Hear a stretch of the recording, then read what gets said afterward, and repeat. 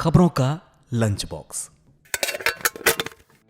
नमस्कार, मैं हूं अमन गुप्ता और आप सुन रहे हैं रेडियो मनी 9 पर खबरों का लंच बॉक्स। भारत में शुरू हुआ इंडिया एनर्जी वीक, फिर मुश्किलों में घिरा अदानी समूह, इन्फोसिस में एक बार फिर चला छटनी का दौर। तो ये खबरें तो हैं ही, इसके अलावा भी हैं बिजनेस और फाइनेंस से जुड़ी कई खबरें। तो चलिए खोलते हैं खबरों का लंच बॉक्स।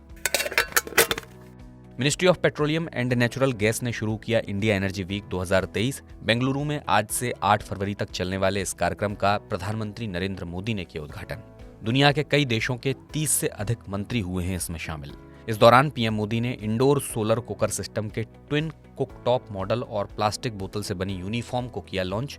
11 राज्यों में 20% एथेनॉल से बने बायोफ्यूल E20 फ्यूल की भी उन्होंने की शुरुआत। चीनी मिलों का बाई प्रोडक्ट है एथेनॉल, इससे चीनी मिलों को होगा फायदा, प्रदूषण भी होगा कम और सरकार की बाहर से तेल के आयात पर भी घटेगी निर्भरता।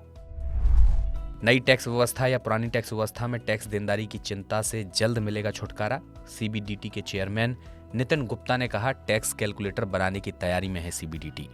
कैलकुलेटर दोनों टैक्स व्यवस्था के तहत कर सकेगा टैक्स की गणना।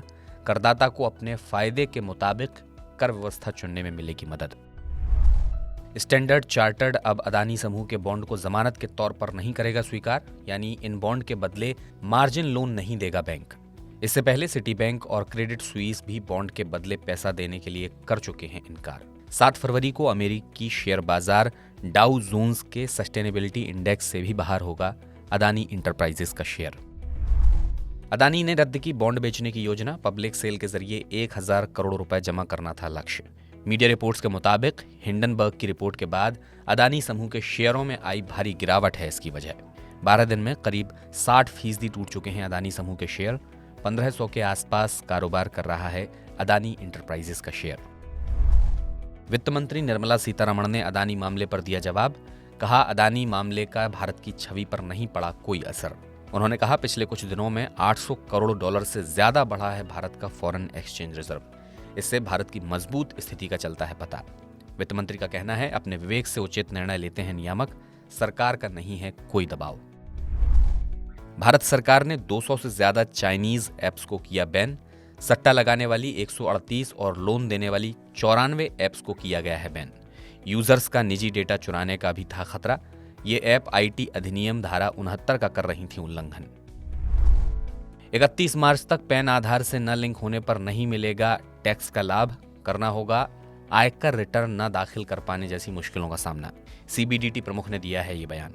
31 मार्च के बाद निष्क्रिय हो जाएंगे बिना आधार से लिंक्ड पैन।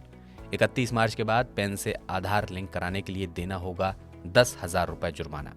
देश में अभी कुल 61 करोड़ नागरिकों को जारी हो चुके हैं पैन और 48 करोड़ का ही पैन आधार से है लिंक।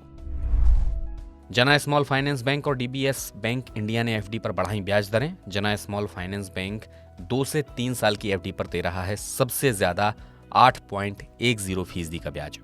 सीनियर सिटीजन्स को समान अवधि पर मिलेगा 8.80% का ब्याज। डीबीएस बैंक इंडिया भी 376 दिनों से 600 दिन की एफडी पर दे रहा है सबसे ज्यादा 7.25% का ब्याज। जानी मानी टेक कंपनी इन्फोसिस में फिर हुई छटनी। 600 कर्मचारियों को निकाला गया बाहर। कंपनी का असेसमेंट टेस्ट पास न कर पाना बताया गया छटनी की वजह। कंपनी 2 हफ्ते पहले भी 208 फ्रेशर्स को दिखा चुकी है बाहर का रास्ता। वहीं भारत में अगले 5 साल में 30,000 लोगों को काम देगा पीडब्ल्यूसी। भारत में 2028 तक 80 से ज्यादा हो जाएंगे कंपनी के कर्मचारी। विदेशी निवेशकों ने जनवरी के महीने में भारतीय शेयर बाजार से निकाले 28,852 करोड़ रुपए। पिछले 7 महीने में ये सबसे ज्यादा निकासी। चीनी बाजारों में आकर्षण बना भारतीय बाजारों में बिकवाली की वजह।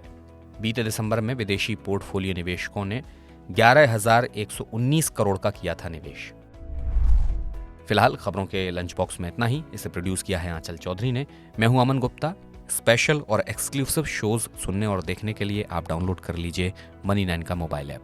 चलता हूं, अपना ख्याल रखिए। नमस्कार। खबरों का लंच बॉक्स।